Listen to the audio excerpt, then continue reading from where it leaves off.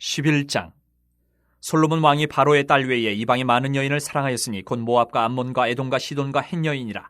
여호와께서 일찍이 이 여러 백성에 대하여 이스라엘 자손에게 말씀하시기를 너희는 그들과 서로 통혼하지 말며 그들도 너희와 서로 통혼하게 하지 말라. 그들이 반드시 너희의 마음을 돌려 그들의 신들을 따르게 하리라 하셨으나 솔로몬이 그들을 사랑하였더라.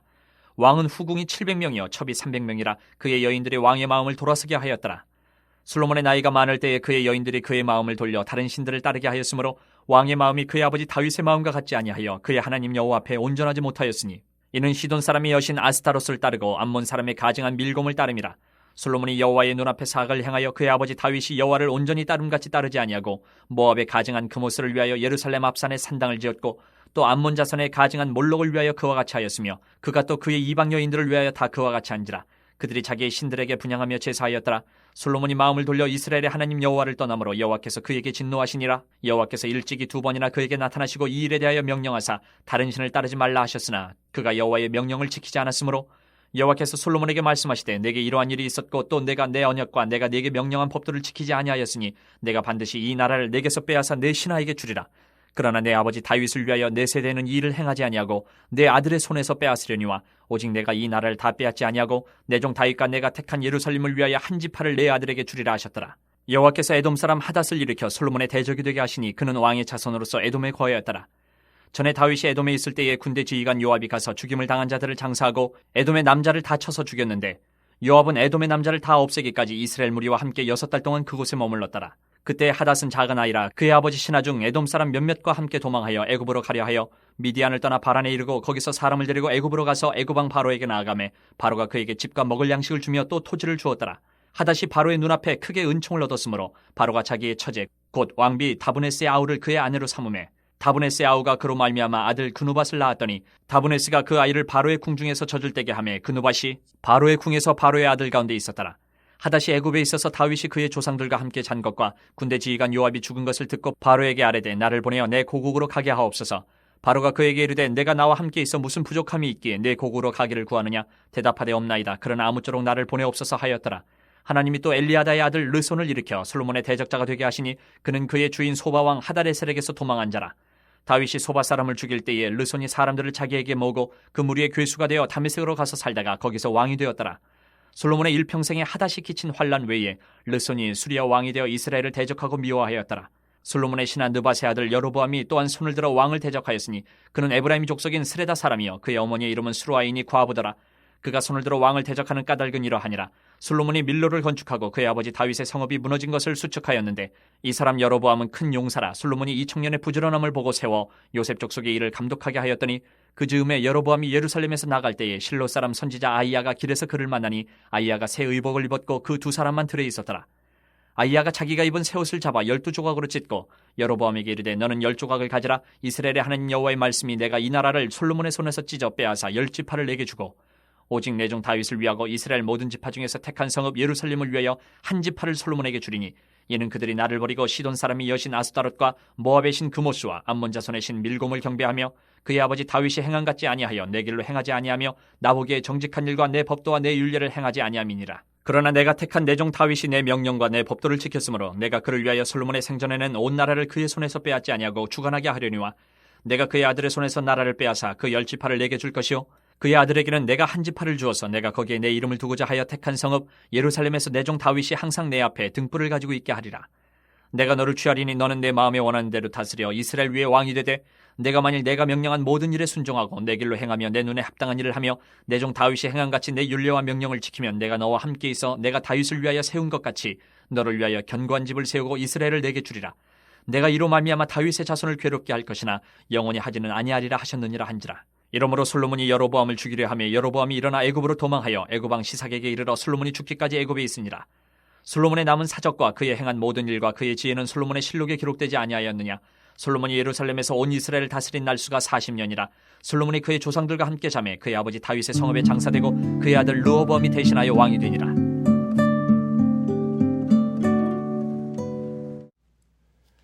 우리가 열왕기상 11장을 좀 더 정확하게 이해하려면 11장의 내용만 살피는 것으로는 부족합니다. 왜냐하면 11장의 이야기는 9장부터 시작된 이야기의 마무리이기 때문인데요.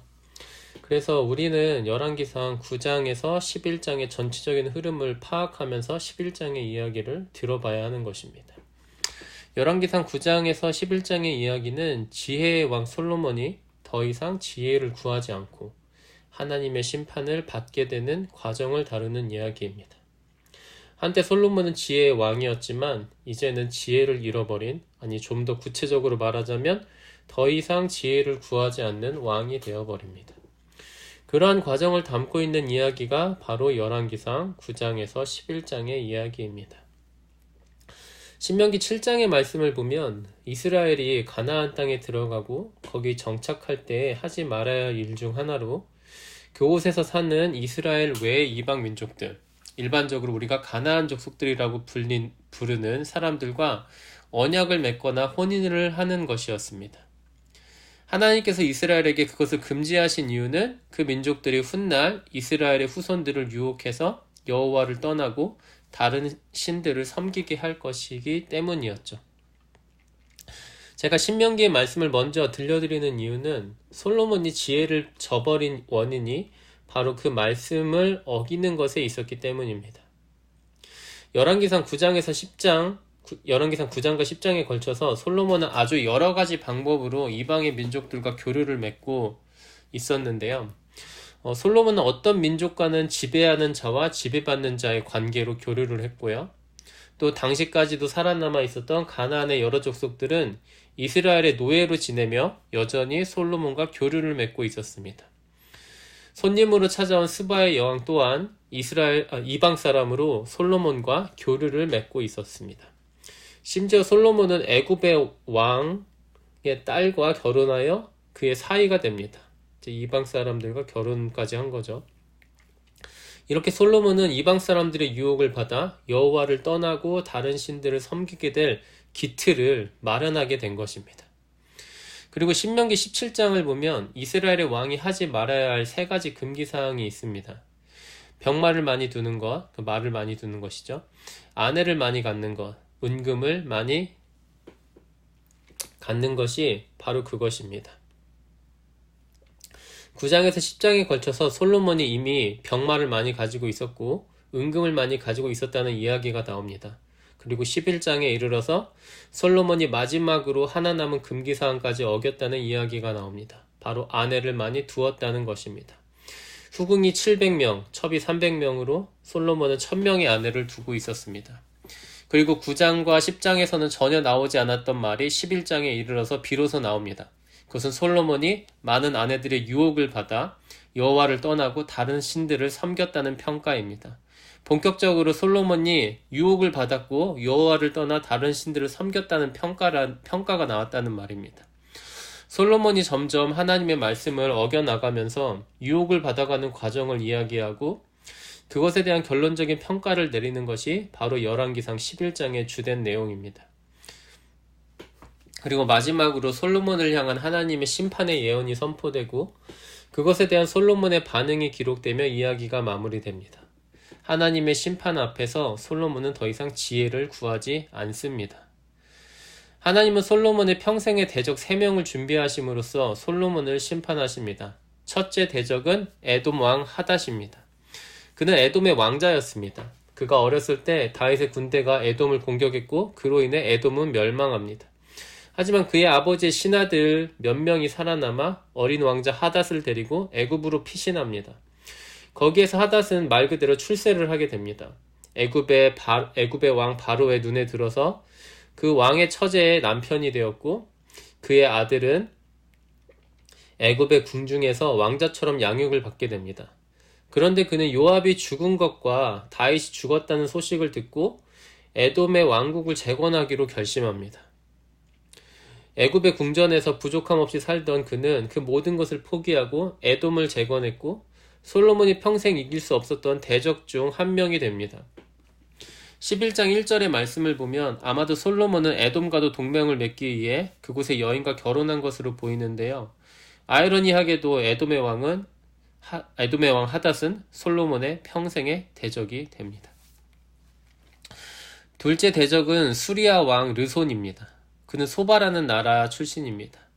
그는 그 나라 왕의 신하였는데요. 무슨 일에서인지 왕에게서 도망하게 됩니다. 아마도 좋은 일은 아니었을 것 같아요. 왕을 배신했다던가 자기가 왕이 되려 했다던가 이랬기 때문에 그 왕이 그를 죽이려고 했고 그는 도망간 거였겠죠. 그런데 그것은 그에게 엄청난 기회를 가져다 줍니다. 그가 도망쳐왔던 소바의 왕 하닷 에셀이 다윗에게 패하면서 소바가 멸망을 한 것이죠. 그것을 기회로 그는 다메섹에 도읍을 두고 수리아라는 나라를 세웠고 솔로몬이 평생 이길 수 없었던 대적 중 한 명이 됩니다. 흥미로운 점은 본문이 이 두 대적들이 왕이 되고 자신의 나라를 세우게 된 과정에 대해서는 아주 자세하게 설명하지만 그들이 어떻게 솔로몬을 괴롭혔는지에 대해서는 자세한 설명이 없다는 것입니다. 본문은 솔로몬의 대적들이 솔로몬보다 강했다고 말하려는 것이 아니라 그러한 대적들의 등장이 하나님에 의한 것이었음을 보여주는 것입니다. 그들의 등장은 솔로몬을 심판하기 위한 하나님의 역사적인 섭리였던 것입니다. 마지막으로 세 번째 대적은 훗날 북이스라엘의 왕이 되는 여로보암입니다. 하나님께서는 이스라엘을 둘로 찢어 그 두 나라 중 하나를 솔로몬의 신하 중 하나에게 주시겠다고 말씀하셨습니다. 하나님은 이것을 솔로몬에게 말씀하셨고 솔로몬은 그 사실을 알고 있었습니다. 다만 그가 알지 못했던 것은 그 신하 중 하나가 누구인가 하는 것이었습니다. 그 신하가 누구인지 밝힐 때까지 솔로몬은 의심의 의심을 거두지 않았었겠죠. 결국에는 그 신하가 하지만 그 신하가 누구인지는 중요한 것이 아니었습니다. 사실은 중요한 것은 그 일이 신하 한 명의 배신 때문에 생긴 것이 아니라 하나님으로부터 온 심판이었다는 사실입니다. 솔로몬은 하나님의 진노 앞에서 자신의 죄를 깨달아야 했습니다. 하지만 그는 나중에 그 문제의 신하가 바로 여로보암이었다는 사실을 알게 되자마자 곧바로 그저 그를 죽이려고 했습니다. 아마도 그를 죽이면 나라가 둘로 찢어질 일이 없을 것이라고 생각한 모양이죠. 하지만 우리가 아는 바와 같이 그것은 하나님의 진노였기 때문에 사람의 힘으로 그 진노를 피하는 것은 불가능했습니다. 여로보암은 솔로몬을 벗어나는 데 성공했고 도망친 곳이 하필이면 솔로몬의 장인어른이 살고 있는 바로 애굽이었습니다. 사실 첫 번째 대적 하닷을 키워낸 나라도 애굽이었죠. 도움이 되리라고 생각했던 애굽이 오히려 솔로몬의 평생의 대적자들을 도와주며 그들에게 힘을 주고 있었다는 것입니다. 저는 오늘 본문이 한때는 지혜의 왕이었던 솔로몬이 이제는 지혜를 잃어버린, 더 이상 지혜를 구하지 않는 왕이 되어버린 과정을 이야기해 준다고 말씀드렸습니다. 그러면 오늘 본문에서 말하고자 하는 지혜는 무엇일까요? 사실 제가 말했던 식으로 솔로몬이 지혜를 잃어버렸다, 더 이상 그것을 구하지 않았다라는 명확한 문장은 본문에 나오지 않습니다. 하지만 열왕기상 3장을 살펴보면 우리는 하나님께 지혜를 구했던 솔로몬의 모습과 오늘 본문에서 하나님의 심판과 그 심판의 도구였던 평생의 대적자들에 대한 그의 반응이 명확하게 다르다는 것을 알게 됩니다. 처음에 하나님께서 솔로몬에게 찾아오셨을 때 솔로몬은 많은 백성들을 재판하여 선악을 분별할 수 있도록 듣는 마음을 주실 것을 간구했습니다. 열왕기상 3장 9절 말씀입니다. 그의 간구를 듣고 하나님은 그의 간구가 오직 송사를 듣고, 송사를 듣는다는 말 재판을 한다는 뜻이죠. 분별하는 지혜를 구하였다라고 평가하셨습니다. 그리고 그러한 평가에 앞서 하신 말씀들이 더 있습니다. 그것은 솔로몬이 자기를 위하여 장수하기를 구하지 아니하며 부도 구하지 아니하며 자기의 원수의 생명을 멸하기도 구하지 아니하고 오직 송사를 듣고 분별하는 지혜를 구하였다라고 말씀하신 것입니다. 하지만 오늘 본문에 나오는 솔로몬의 모습은 그것과 아주 대조적이죠. 여기에서 솔로몬은 하나님의 심판대 앞에 서 있습니다. 다른 말로 하나님이 솔로몬을 재판하고 있는 것이죠. 재판에서 가장 중요한 것은 잘 듣는 마음, 곧 지혜. 바로 예전에 솔로몬이 하나님께 구했던 것입니다. 그런데 그 심판의 말씀을 듣고 솔로몬이 즉각적으로 행한 일은 자신의 대적을 찾아내서 죽이는 일이었습니다. 여기에서 솔로몬은 지혜를 구하지 않고 원수의 생명을 멸하기를 구한 것이죠. 사실 구한 것도 아니고 시도한 거죠. 하나님한테 구할 생각을 했겠습니까? 심판받고 있는데. 열왕기상 10장에는 솔로몬에게 여전히 지혜가 있었음을 보여주는 이야기가 나옵니다. 바로 스바의 여왕이 솔로몬의 명성을 듣고 찾아왔을 때이죠. 스바의 여왕은 솔로몬을 직접 만나고 그의 지혜와 그가 받은 복에 놀라고 하나님을 찬양했습니다. 하지만 이 이야기에서 솔로몬의 지혜는 그가 받은 복에 집중적으로 관련된 것으로 나옵니다. 다른 말로 그가 지혜가 있었기 때문에 복을 받았다는 것입니다. 그러나 무엇이 지혜인가에 대한 대답이 빠져 있습니다. 이 이야기에는 솔로몬의 지혜로 세워진 건물, 또 그의 지혜를 보고 듣는 그의 신하들은 등장하는 반면에 정작 솔로몬의 지혜를 가장 필요로 했을 백성들에 대한 이야기가 나오지 않습니다.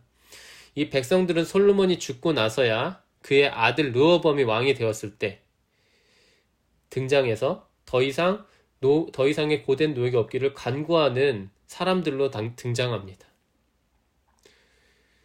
열왕기상 3장에서 사회적으로 천대를 받았던 몸을 파는 여인의 송사라 할지라도 그 말에 귀를 기울이고 지혜로운 재판을 행했던 솔로몬의 모습을 더 이상 찾아볼 수 없게 된 것이죠. 재판은 쉽게 말해 무엇이 선이고 무엇이 악인지를 자세히 살펴서 가리는 일입니다. 그리고 이러한 일을 잘하는 것을 본문은 지혜라고 부릅니다. 그러면 지혜란 양심을 통해 들려주시는 하나님의 판단을 겸손하고 자세하게 듣고 살피는 것이겠죠. 하지만 종종 우리는 세상에서 양심보다는 권력에 더 집중해서 내려진 판단과 선택들을 보게 됩니다.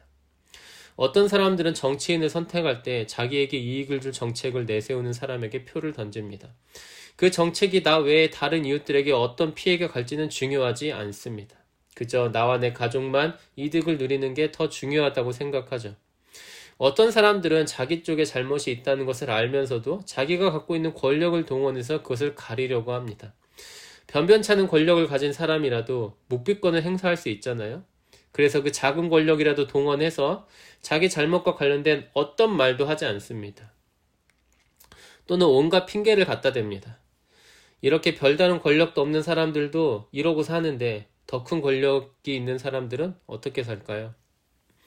하나님께서 당시 이방 민족들이 우상을 섬기는 것, 당시 왕들이 많은 말과 아내와 은금을 가지는 것을 금지하신 이유가 바로 여기에 있습니다.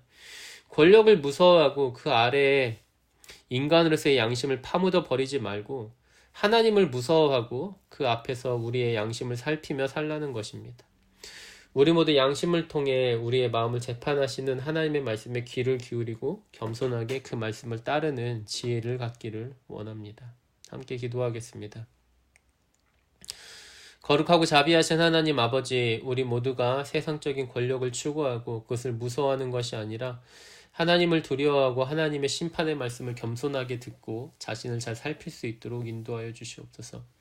하나님께서 우리의 양심을 통해 우리를 교훈하실 때 우리가 그것을 우리의 되지도 않는 권력으로 그것을 파묻어버리는 어리석음을 범하지 않도록 인도하여 주옵소서. 하나님의 지혜의 판단에 귀를 기울이는 우리가 될 수 있도록 인도하여 주옵소서. 예수님의 이름으로 기도합니다. 아멘.